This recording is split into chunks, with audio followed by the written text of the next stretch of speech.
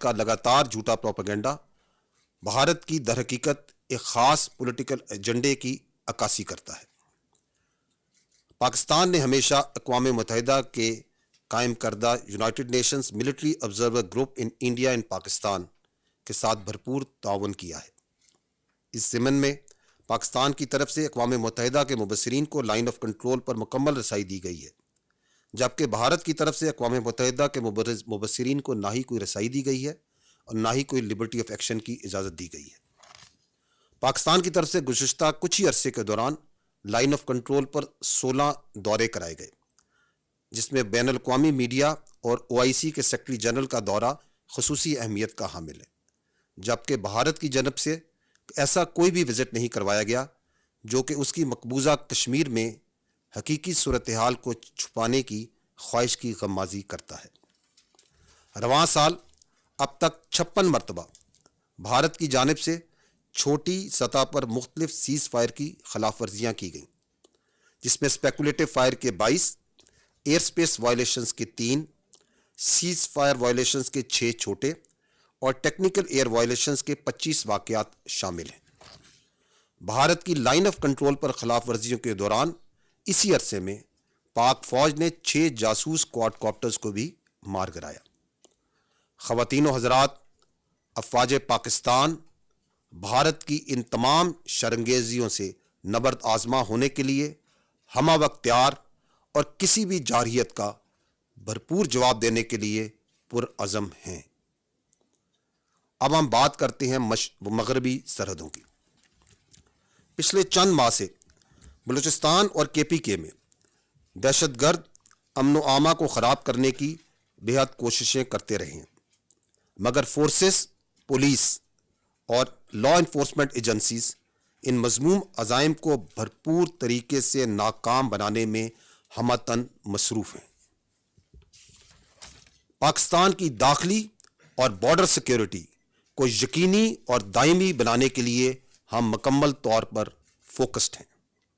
اس حوالے سے پاکستان کی سول اور military intelligence agencies, law enforcement agencies اور سیکیورٹی فورسز نے شاندار اقدامات کیے ہیں اور دہشت گردوں کے نیٹ ورکس کو کیفر کردار تک پہنچانے میں شب و روز اہم کردار ادا کر رہے ہیں۔ دہشت گردی کے ان واقعات میں TTP کا اور بلوچستان کی دہشت گرد تنظیموں کا بیرونی تعلق بھی ثابت ہوا ہے۔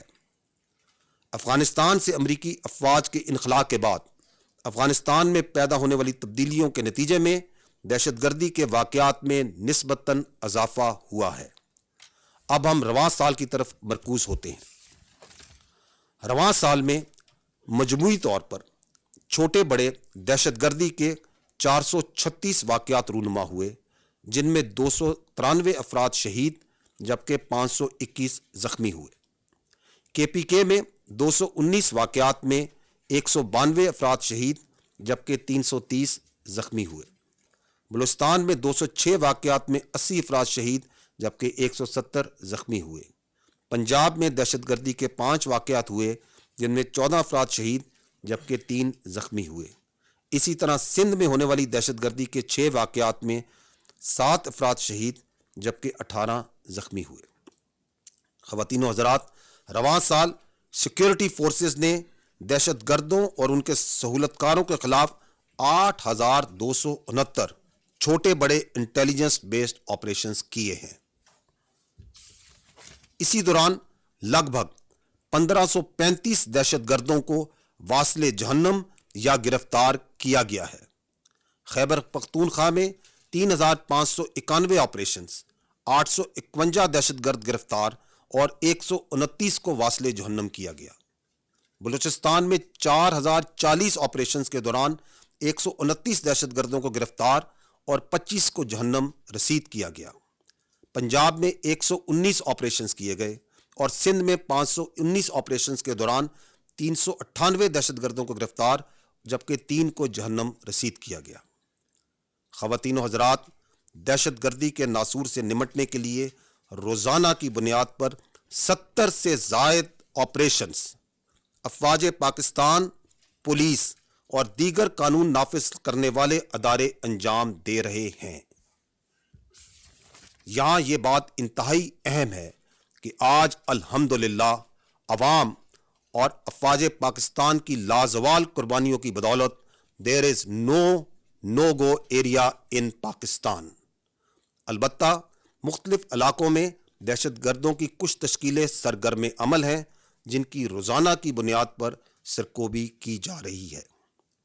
ان آپریشنز کے دوران دہشت گردوں اور ان کے سہولت کاروں سے بڑے پیمانے پر غیر قانونی اسلحہ اور گولہ بارود برآمد کیا گیا ہے اور کیا جا رہا ہے.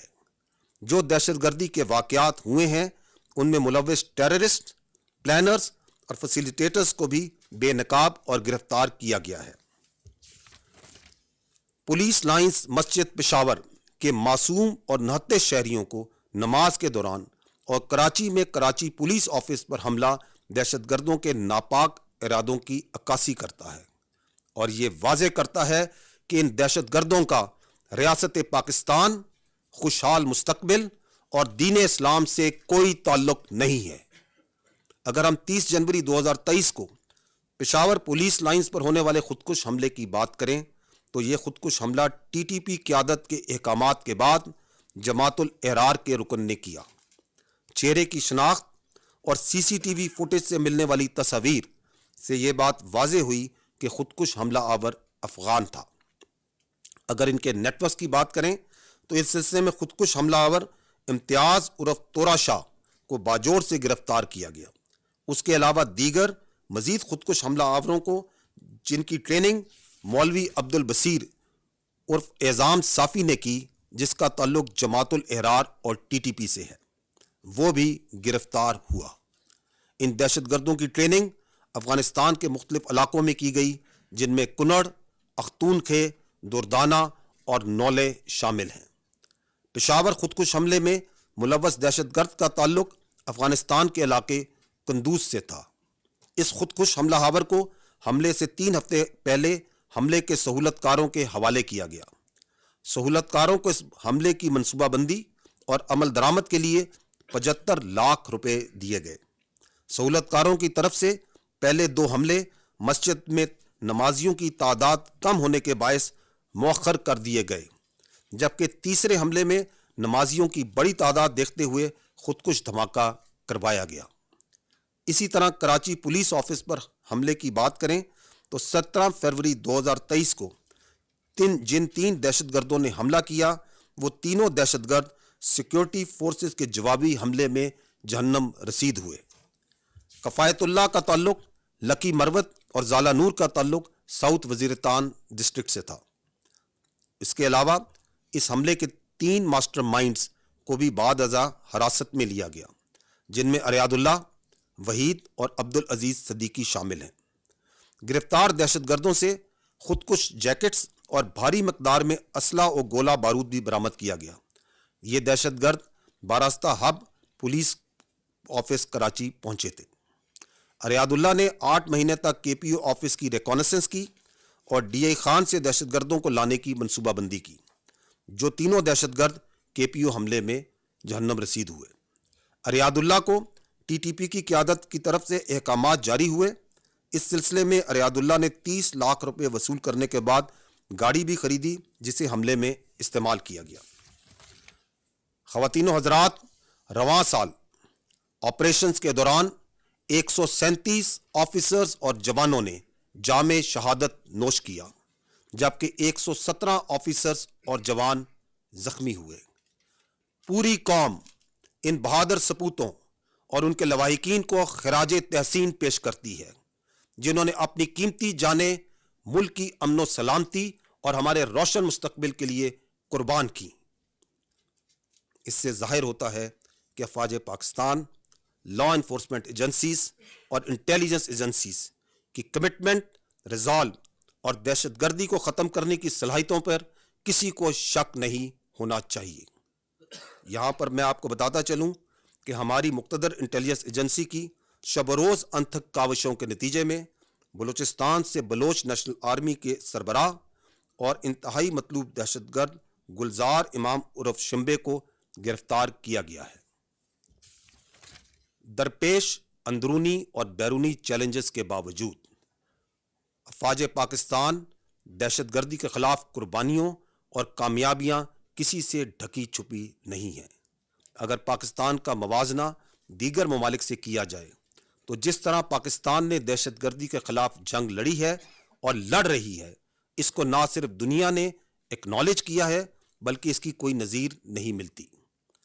دہشت گردی کے خلاف ہماری کامیاب جنگ آخری دہشت گرد کے خاتمے تک جاری رہے گی انشاءاللہ۔ خواتین و حضرات، اس کے ساتھ ساتھ ویسٹرن بارڈر مینجمنٹ رجیم کے تحت جو کام جاری ہیں وہ پایہ تکمیل کو پہنچنے والے ہیں۔ بارڈر مینجمنٹ کے تحت 2611 کلومیٹر پاک افغان سرحد پر 98% سے زائد کام مکمل ہو چکا ہے، جبکہ پاک ایران بارڈر پر 85% سے زائد کام مکمل کیا جا چکا ہے۔ پاک افغان بارڈر پر دہشت گردوں کی نقل و حرکت کی روک تھام کے لیے 85% قلعے مکمل کیے جا چکے ہیں، جبکہ پاک ایران بارڈر پر 33% قلعے مکمل ہو چکے ہیں اور باقی قلعوں پر کام تیزی سے جاری ہے۔ اب تک 3141 کلومیٹر کا ایریا فینس کر دیا گیا ہے۔ فینسنگ اور قلعوں کے وسیع جال کا مقصد دہشت گردوں کی نقل و حرکت کو محدود کرنا ہے۔ اس قومی منصوبے کی تکمیل کے لیے پاک افواج کے کئی جوانوں نے اپنی جانیں بھی دیں، مگر امن کے دشمنوں کو کامیاب نہیں ہونے دیا۔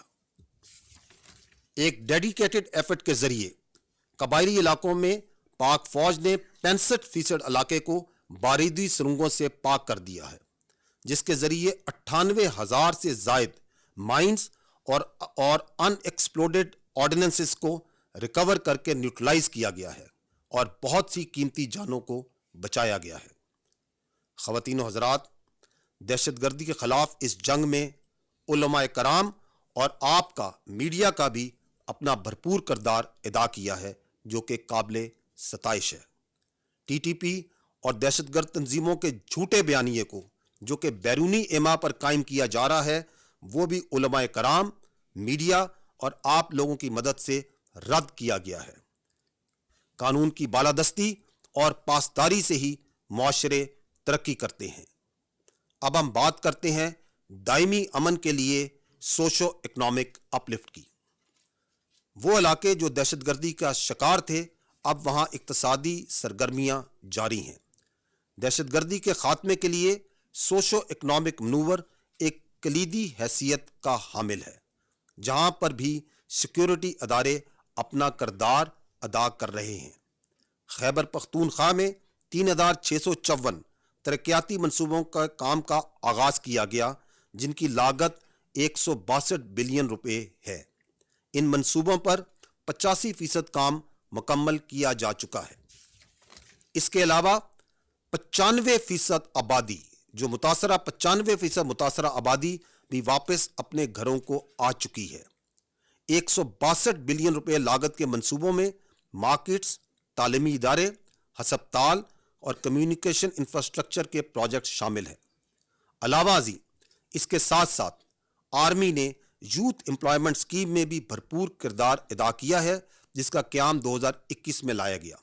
اس اسکیم کے تحت قومی دھارے میں لا کر 14,000 افراد کو آرمی اور ایف سی میں بھرتی کیا جا چکا ہے، جبکہ اس وقت 1292 طلباء آرمی پبلک سکولز اور ملٹری کالجز میں زیر تعلیم ہیں۔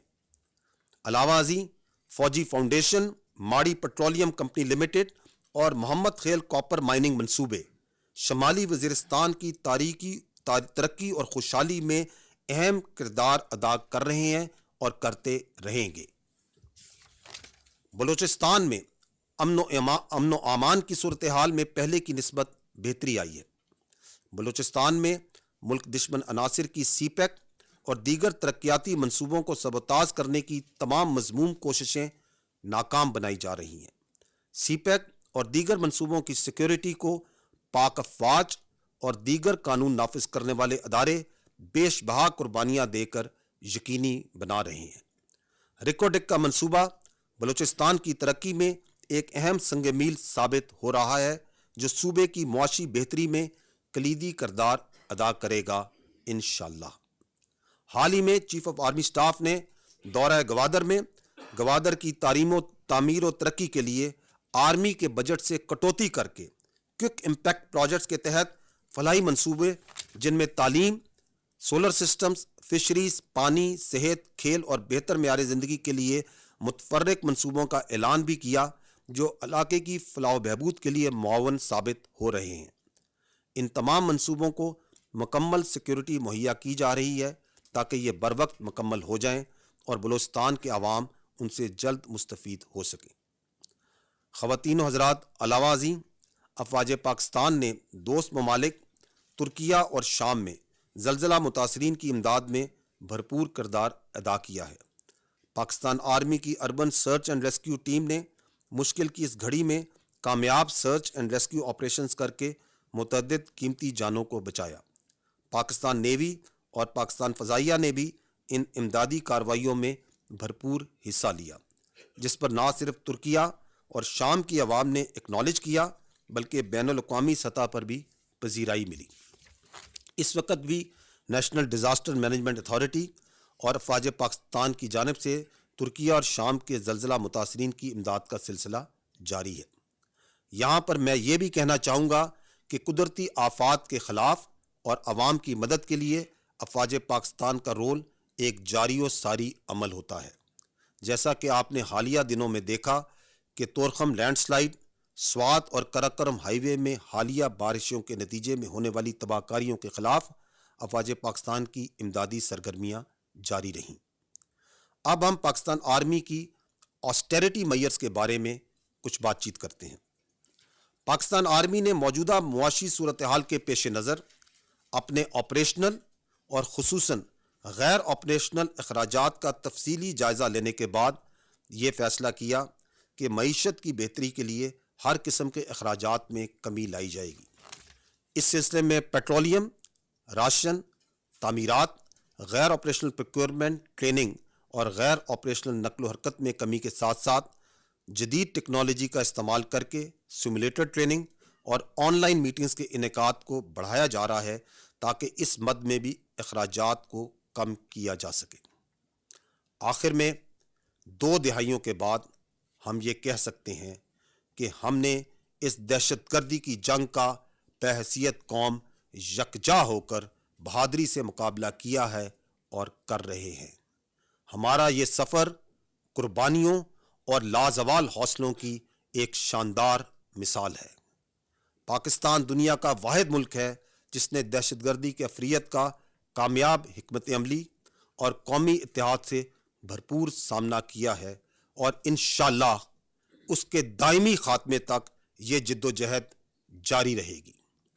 ہم سب کو پاکستان کو ایک خوشحال، پرامن اور محفوظ ملک بنانے کے لیے اپنا اپنا انفرادی اور اجتماعی کردار ادا کرتے رہنا ہوگا۔ افواج پاکستان پرعزم ہیں کہ عوام کے تعاون سے ہم ہر چیلنج پر قابو پا لیں گے اور وطن عزیز کو مستحکم اور دائمی امن کا گہوارہ بنائیں گے انشاءاللہ۔ اب میں آپ کے سوالات کا جواب لوں گا، بٹ آئی ول اپریشیٹ کہ جو ٹاپک ہے آج کا کاؤنٹر ٹیررزم سیکیورٹی، اگر ہم اس پہ ہی محدود رہیں۔